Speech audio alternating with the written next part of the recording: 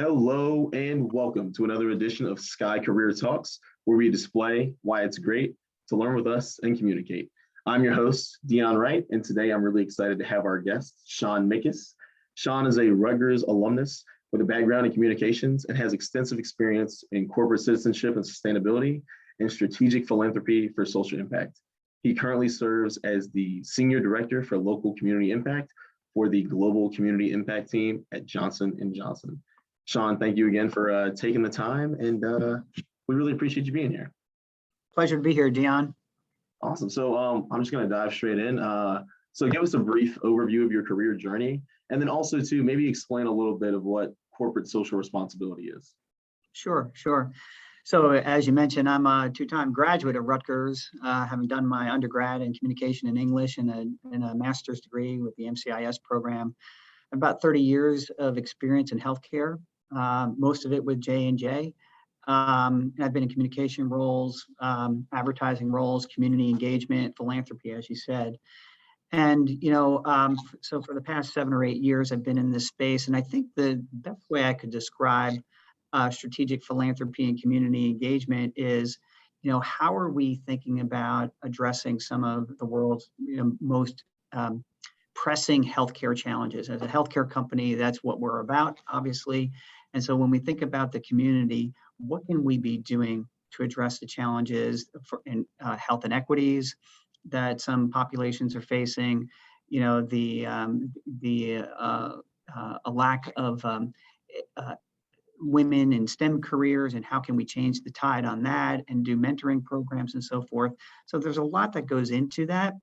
And we have, a global strategy that we localize for certain markets to bring that to life. And many partners, large and small organizations we work with to provide thought leadership on different programs that are going to really have an impact in those local communities.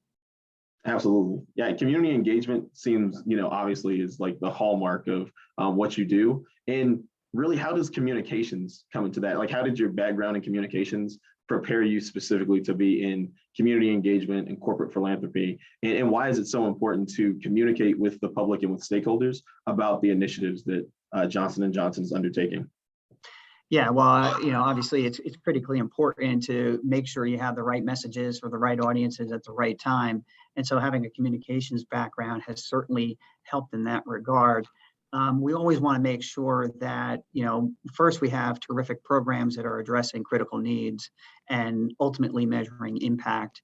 And along the way, working with partners, developing the plans, developing how you're going to communicate those plans is vital and critically important. And it's probably the success factor on these programs, whether they will, have the ability to succeed or not.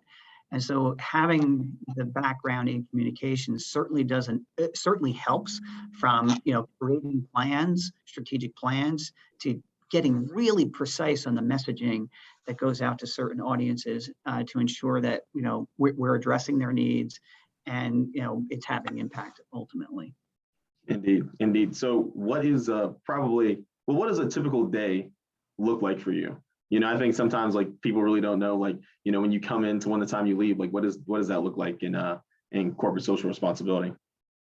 Yeah, I think, and you probably hear this from a lot of people, there's no typical day, and that is the case. I think for our team, for my team in particular, it's trying to understand what the needs are in the marketplace and communities around the world. So I have people on my team who have responsibility for certain markets. Like I have a colleague who's based in Mexico, and the context there in healthcare is a bit different than it is in another market like the UK or the US or South Africa.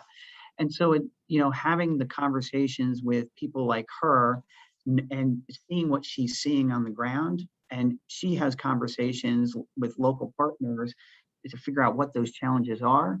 And then from there, we think about our strategy and how can we bring programming and partnerships to the table that'll help to really make a difference. So in that respect, we do have a lot of conversations with stakeholder groups, of large and small. We talk a lot with our colleagues. We certainly don't have all the answers, sitting in our individual offices, but I think it's through, that collaborative spirit that we try to get to the heart of of what the issues are. And then, obviously we can't address everything out there. No organization can. But having a strategy does help us as we start to pinpoint programs that are really going to make a difference. Absolutely. And I think too, you kind of touched on it, but when no day quite looks the same, it's really important to prioritize what you're working on this day or this week, and know what needs to be addressed now and know what needs to be addressed later. My next question is going to be, how has the pandemic really changed what you guys do? Has that slowed down things, or has it, being virtual, has that streamlined the process? Yeah, well, it's a terrific question, and obviously we have had to deal with, how do you be more agile and flexible in the new reality that we have. I think for us in our group in total, going into the pandemic, we had a strategy. We had partners and we had various programs. Then when the pandemic came along, we had to do a lot of pivoting, not so much on the strategy per se, but the types of programs we would do to deliver on the strategy, knowing that you had COVID in context. And so an example of this would be, I have colleagues on my team who manage our employee engagement programs called Talent for Good, and there everything when you talk about skills-based volunteering of our colleagues in the pre-pandemic, of course, most of that was in person. It had to shift, everything had to shift for a period of time to virtual. And so there was a lot of pivoting there to ensure that we're keeping people safe and healthy and so forth, and still trying to address those critical needs that didn't go away. They only got worse, right? So that's one example of many that we could point to. So sure, we've had to be agile, flexible. We're always empathetic, but having more empathy in trying to address these needs and to really be the leaders we are and trying to do the right thing in our communities and address the needs of the pandemic. Indeed. And I think too, that word empathy is very powerful. And I think, especially with your background in communications, being empathetic and really understanding the situation of stakeholders is critical for, the success of an organization, to the success of the mission. And then finally, one other thing for my final question, to touch on something you just said, was you guys were very proactive rather than reactive. You guys had a plan going into the pandemic. And I think that being proactive is a great thing for students and for people advancing their career as well. So for you, like as a mentor in our SkyLinks program now, knowing all that you know, what's the best way that a student or someone getting into the career can be proactive in forming their career in this field and not being reactive and, just figuring it out as they go along? Yeah, no, it's another great question. And I would say, being a part, first and foremost, being part of the mentoring program, I get a lot out of the program myself because, I think there's a lot of mentoring going back and forth, student to mentor, back and forth.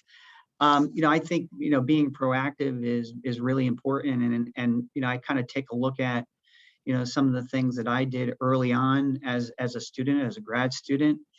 And I always say, the typical things like network and making sure that you are out there, talking with different people, learning and being forever a student of learning and being curious and not being afraid to ask questions. I mean, sometimes you're going to be pleasantly surprised by the answers, and certainly that has been my case, ask questions.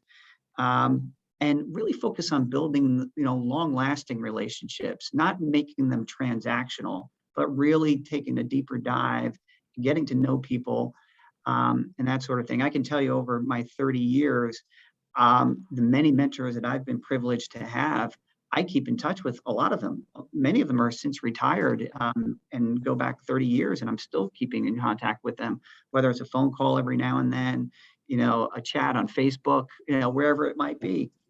And then, a couple other thoughts about being proactive. I would say, be a mentee and a mentor and pay it forward. Even if you're a student, you still have you have things to offer other colleagues. And in my case, I'm a mentor and I'm mentored. Students, help me to get better. And there are a lot of examples I could point to on that. And then the final thing I would say in terms of being proactive is just, leading with your actions and your words and being, a servant leader. Servant leadership, I think, is important. Being an empathetic leader and putting yourself out there, I think, is important as well. Absolutely. Well, one major theme of this entire conversation has been empathy, has been service, and has been the learning never ends. Like, always be willing to learn, and you never know where that's going to come from or who that's going to come from. And it could come from you, the mentee, just like it could come from a mentor. So, Shaun, thank you again so much for taking your time, and thank you for what you and your team do at Johnson & Johnson. And thanks again for being a Skylinks mentor. We really appreciate you and your knowledge and contributing that to us. Dion, thank you for the time. Thank you for reaching out to me, and real pleasure getting to know you. And let's keep the dialogue going. Absolutely. All right. Take care. Take care.